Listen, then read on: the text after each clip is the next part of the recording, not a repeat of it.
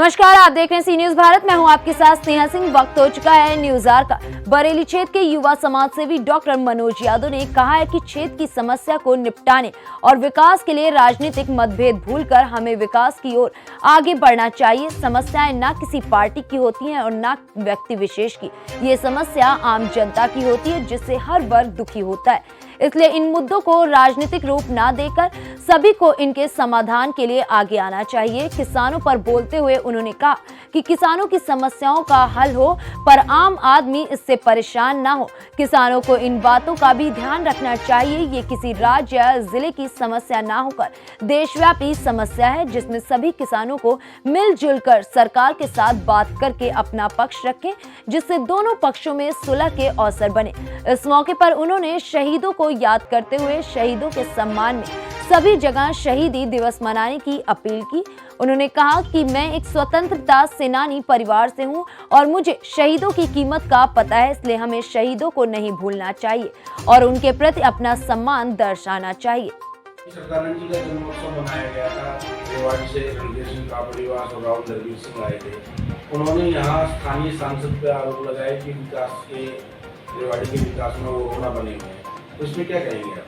सबसे पहले तो पत्रकार साथियों को नमस्कार। और जैसे कि कल ज्ञात हुआ कि आश्रम के अंदर गडोली के अंदर काफ़ी अहिरवाल के 2-3 नेताओं ने शिकरत की है। ऐसा नहीं है, व्यवस्था रेवाड़ी जिले की, जैसे कि बाहर के लोग आते हैं, हम लोग भी डेली अप डाउन करते हैं, तो पानी की, सड़कों की व्यवस्था जो है फिलहाल सीवरेज की है। पानी की जो निकासी है, अगर ज़्यादा बरसात होती है तो उसके अंदर कुछ ना कुछ समस्याएं ज़्यादा हैं और सीवरेज का जो सिस्टम है ठीक नहीं। इस पर सरकार को थोड़ा सा ध्यान भी देना चाहिए। और हम तो ये कहते हैं कि चलो राजनीति एक अलग चीज़ है, लेकिन आम जनता को अगर समस्याएं हैं तो उसका समाधान प्रशासन को भी और राजनीतिक लोगों को भी देना चाहिए। किसानों को आंदोलन पर बैठे हुए लगभग 8 महीने हो गए हैं। अभी आने वाले 27 तारीख को वो टोल नाकों पर अपना वर्चस्व बढ़ाएंगे, उनको फ्री करने के लिए बोल रहे हैं। तो इस पे आप क्या कहें? देखिए, हम किसानों की हित की बात करेंगे हमेशा, और हमने की भी है। मेरी जब भी पत्रकार साथियों से कोई वार्ता होती है, तो जिस देश का अगर किसान सड़कों पर बैठा है तो कहीं ना कहीं नुकसान सभी को है। अगर किसान नाराज है देश का, तो ऐसी राजनीति का भी कोई फायदा नहीं है। लोगों को सरकार के साथ बातचीत करनी चाहिए, राजनेताओं को करनी चाहिए। किसानों की जहां आपस की सहमति की बातें होती है सरकार के साथ, वो मिलजुल कर इस समस्या का समाधान करना चाहिए। क्योंकि अगर किसान नाराज है तो कहीं ना कहीं आम जनता सरकार से भी नाराज है, और सरकार अगर 8 महीने से इन चीज़ों पर ध्यान नहीं दे रही है तो कहीं ना कहीं बीच का ऐसा रास्ता निकाला जाए जिससे कि किसानों को किसी तरह का नुकसान ना हो। अभी किसानों की बात चल रही है, तो पंजाब के जो सीएम है उन्होंने किसानों से अपील की है कि इससे पंजाब की अर्थव्यवस्था। देखिए, मैं इस बात पे ना 5-6 दिन से सोच रहा था कि ये जो सवाल है ये आपका बहुत अच्छा सवाल लगा मुझे एक चीज़ समझ नहीं आती कि किसान तो उत्तर प्रदेश का भी है, किसान पंजाब का भी है और किसान हरियाणा का भी है, राजस्थान का भी है। तो ये हरियाणा में ही क्यों?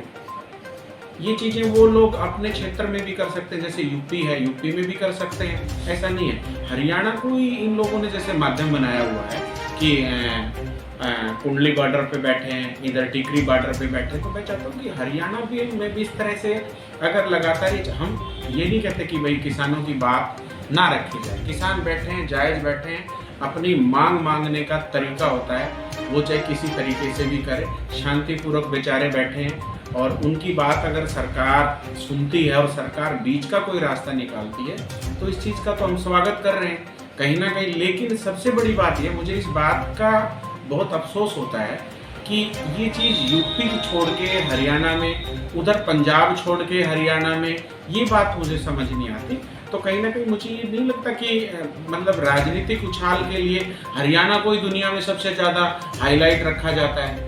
किसी भी आरक्षण की बात होती है, जब भी कभी कोई बात आती है तो हरियाणा को मुद्दा क्यों बनाया जाता है? नहीं, मैं ये पूछना चाह रहा हूँ, जैसे सीएम ने उनको निर्देश दिए हैं कि भाई आप हरियाणा में या दिल्ली में अपना प्रदर्शन करो, तो क्या ये राजनीतिक प्रायोजित धरना प्रदर्शन है। देखो राजनीति तो मैं नहीं कहता, देखो देश सभी का है, मैं ये नहीं कहता, और हरियाणा भी सभी का है, हर स्टेट के अंदर हर मूल निवासी रह सकता है, ऐसा नहीं है। लेकिन इस चीज़ से बड़ी मुझे ही नहीं बल्कि बहुत सारे लोगों को है कि कहीं ना कहीं ये फिर राजनीतिक एजेंडा ज़्यादा बनाया जाता है हरियाणा की राजनीति को लेके, कि ये सब चीज़ें हरियाणा में क्यों होती हैं।